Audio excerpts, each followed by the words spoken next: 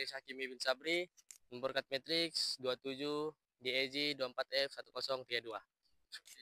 Saya Muhammad Fikri bin Halide, nomor kat matriks 27 DEJ 24F1042.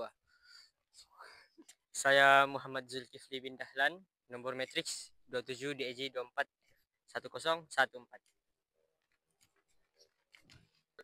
Nama diberi Muhammad Tafi bin Jumain, nomor matriks 27 DEJ 24F1030. Oke, assalamualaikum, selamat tengah hari. Hari ini kami mau membuat temu bual dengan Encik Amsah di ladang Pama, tempatnya di sini.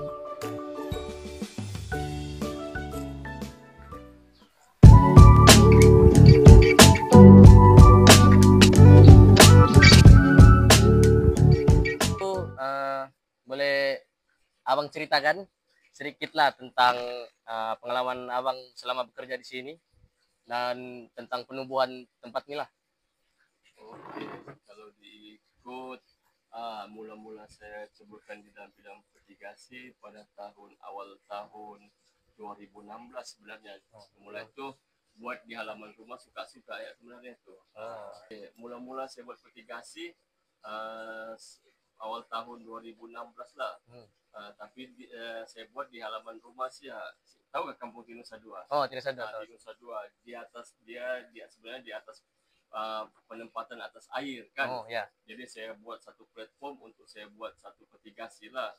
Lebih kurang dalam 60 hingga lebih kurang 70 polybag begitu. Saya buat 2 musim di situ. Lepas tu saya tengok dia punya hasil memberangsangkan, jadi saya ambil keputusan untuk saya kembangkan. Jadi 2017 begitu saya buat di luar, saya kembangkan buat di luar lah. Lepas itu saya tengok dia ada potensi, jadi di situ saya buat lagi lebih besar. Jadi untuk di pol ini saya buat permohonan hantar resume lah dengan sebelum yang pengarah yang sebelum ini. Jadi kami buat kertas kerja, dia diluruskan, jadi dia bagi kami tanah seluas lebih kurang dalam 2 ekar lah dia bagi kami. Jadi untuk mula kami bertapak di sini, kami masuk untuk bersihkan kawasan pada 2019. 2019 kami bersihkan tapak di sini semua. Lepas itu lebih kurang 2000 lah, tahun 2000 baru kami start beroperasi di sini sepenuhnya. Sampailah sekarang. Jadi untuk sekarang ini kami ada lebih kurang 4.770 polybag lah untuk tanaman cili, terung, timun, dan juga rockmelon lah. Tapi rockmelon itu dia bukan sebagai macam yang tanaman utama, hanyalah sampingan saja. Oke, soalan kedua dari kami. Kami mau tahu macam mana cara sistem pengairan kan? Sistem pengairan di sini yang macam kamu tahu kan, dia semua sistem mitigasi. Dia bermaksud sistem pengairan dan pembajaan dilakukan secara serentak semua. Macam yang kamu tengok di mini mitigasi itulah contoh sistem pengairan yang digunakan pakai itu. Maksudnya baja kita masukkan ke dalam tong, kemudian kemudian kita akan drip sekali jalan begitu. Jadi dia disiram sekali dengan baja ebila dari pokok. Soalan yang ketiga sih. Macam mana dengan cara sistem pembajaan di sini? Kalau pembajaan kita gunakan baja AB. Jadi pembajaan itu semua baja pati AB itu kita masukkan ke dalam tong. Maksudnya dia ada A dan B. Kita akan masukkan ke dalam tong, kemudian kita akan salurkan ke kebun.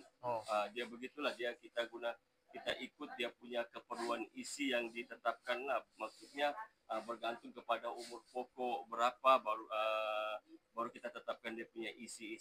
Macam contoh isi baru kita pindahkan ke pokok dia lain, untuk di peringkat dia remaja dia lain, untuk matang pun dia lain, dia punya bacaan isi. Ada lain-lain lah. Dia punya bacaan lain-lain lah. Macam mana cara kita tuh menangani yang serangga perusak nih? Kalau untuk racun serangga, serangga kawalan untuk racun serangga ini kami guna racun kimia. Racun kimia. Racun kimia.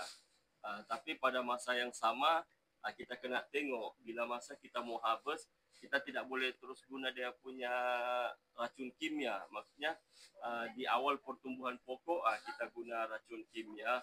Mungkin 20 hari sebelum kita harvest, kita stop itu penggunaan racun kimia, lepas itu kita gantikan dia dengan racun organik. Kenapa? Sebab kita takut bila masa kita sudah buat semburan, dia masih ada lagi residu, ya masih ada sisa baki racun pada contohnya pada buah cili, begitu. Jadi kita kena tengoklah, kita kena ikut di dalam label. Macam contoh di dalam label, contoh racun serangga dilarang menuai hasil 3 hari selepas semburan terakhir. Jadi maksudnya bila kita sembur hari Isnin, Isnin, Selasa, Rabu, Kamis. Tapi kita akan aprilkan lagi dia beberapa hari baru kita boleh harvest. Ya gitu. Begitulah yang kami guna di sini nih. Tapi tidak semua. Kalau diikut kita menggunakan organik 100%, satu dia daripada segi kosnya, satu dia punya keberkesanannya pun masih kurang berkesan. Ya, masih kurang berkesan. Sebagai untuk pencegahan, iya, tapi kalau kita mau gunakan 100% untuk kawal memang susah. Susah kita mau apa? Kalau macam kita bilang kita pakai terus kita pakai terus racun kimia. Oke, lepas itu soalan terakhir, teknologi penuaian apa yang kita guna di sini? Kalau teknologi itu kita gunakan manual ya semua. Manual ya. Manual ya semua. Tidak ada yang setakat ini, tidak ada yang kita guna macam contohnya kita gunakan sistem auto, tidak ada, semua pakai manual. Ya, kita guna tenaga orang lah semua. Biasanya hasil tanaman ini diantar gimana? Semua hasil tanaman kita direct ke pasar ataupun orang perseorangan yang begitu. Ya, dia ada B2B begitu. Maksudnya itu kami direct kepada pemborong lah. Pemborong ke pasar. Lebihan itu kami direct ke pengguna. Kalau ada yang mengguna. So, kalau kami mau fokus kepada jual sendiri, diambil masa untuk kita mau kasih selesaikan itu harvest itu. Jadi kami bagi kepada pemborong, contohnya macam orang pasar lah, ataupun ada orang yang ambil memang baru orang akan edarkan ke orang punya customer yang lain.